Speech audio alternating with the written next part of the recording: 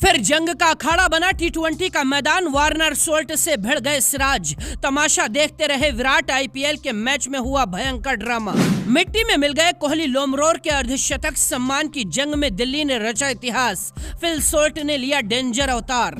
Coach के कदमों को चूमकर मैदान में आए विराट कोहली। एक मैच में बनाए 2 रिकॉर्ड। एक जीत से हिल गई पॉइंट टेबल। रोमांचक हुई प्लेऑफ की जंग। गौतम गंभीर और विराट कोहली की जंग के बाद किसी को अंदाजा भी नहीं होगा कि अगले ही मैच में सिराज फिर से अंगारे बरसाएंगे।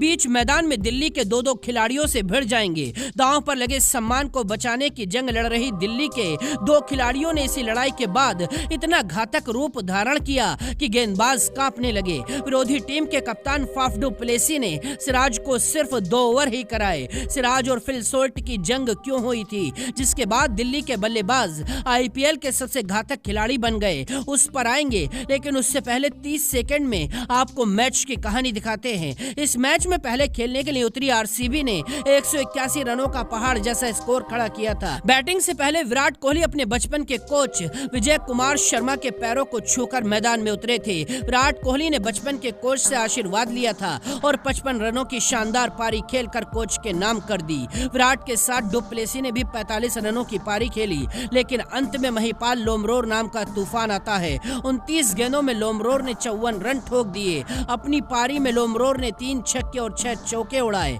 अब दिल्ली को जीत के लिए 182 रन चाहिए थे। दिल्ली अगर इस मैच को हारती तो प्लेऑफ की रेस से बाहर होने वाली थी। कप्तान डेविड वार्नर और फिलिप सोल्ट ओपनिंग करने के लिए आते हैं। दोनों ने आते के साथ ताबड़तोड़ अंदाज में चौके छक्के लगाने शुरू कर दिए। इसी बीच सिराज और फिलिप सोल्ट के बीच भिड़ंत हो गई। पहले ओवर में 10 रन देने के बाद सिराज 5वां ओवर लेकर आए थे।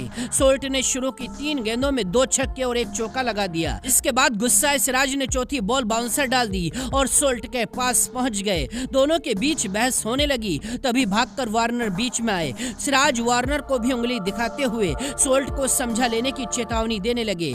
तब तक अंपायरों ने दोनों को बचा लिया। इसके बाद सिराज ने 2 गेंदें डाली और अंत तक गेंदबाजी करने के लिए नहीं आए। इसी टकराव के बाद गुस्साए फिल सोल्ट ने मैदान में तूफान खड़ा कर दिया। हर गेंदबाज ने अपनी पारी में 6 छक्के और 8 चौके उड़ाए। 45 गेंदों में 87 रनों की ताबड़तोड़ पारी खेलकर मैच की कहानी पलट दी। इसके साथ रायली रूसो भी भड़के हुए थे। रूसो ने 3 छक्कों के दम पर 35 रनों की पारी खेली। 17वें ओवर में अक्षर पटेल खेलने आए। उन्होंने भी आते के साथ छक्के के साथ खाता खोला। रूसो ने छक्के के साथ दिल्ली को यह मैच जिता दिया। दिल्ली ने 17 ओवर के अंदर ही 187 रन बनाकर इस मैच को जीत लिया।